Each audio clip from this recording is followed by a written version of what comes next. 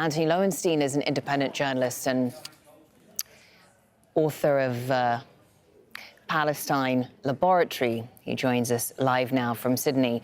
What did you make of the remarks just there from Benjamin Netanyahu? Unsurprising. I mean, obviously, if you're an Israeli, or certainly most Israelis, you're going to support the return of those 4 hostages, and I obviously support that too. However, and it's an important however, at what cost?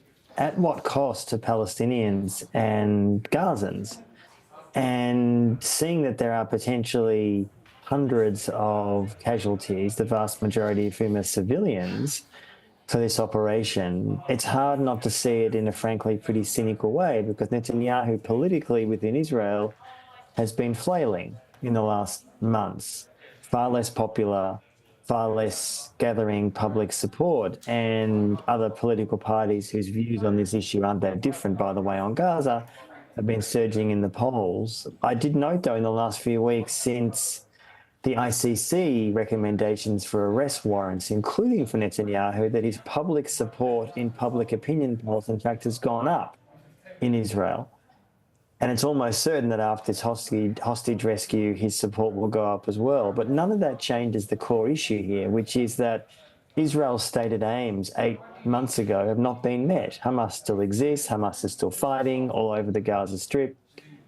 And there's no real sense of victory on the Israeli part, and not least, Israeli security and safety is far worse than it was on October the 6th. If you kill 40 to 50,000 Palestinians in Gaza, which is what Israel's been doing for the last 8 months, of course your position internationally and domestically is far worse.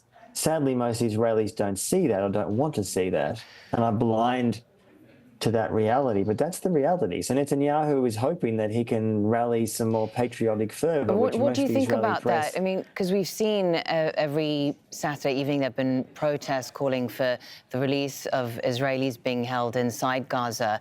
Will the release of these 4 captives be used as sort of proof that that there is some sort of victory in continuing this war? Well, in some circles, absolutely. I mean, of course, it's interesting, as you say, that there's growing pressure within Israel to have a ceasefire agreement with Hamas, but there's still massive support in Israel for the war, to continue the war.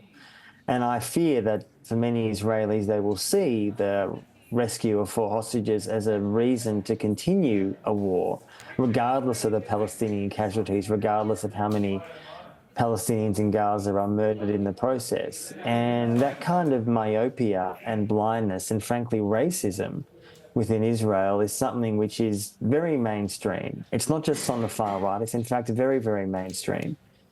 And Netanyahu himself and, frankly, many of the political leaders in Israel, whether he falls tomorrow or not as Prime Minister, have very similar views, that there is a belief of some kind of long-term Israeli presence in Gaza. There's no real Israeli belief that Israel should not exist in Gaza in some military form.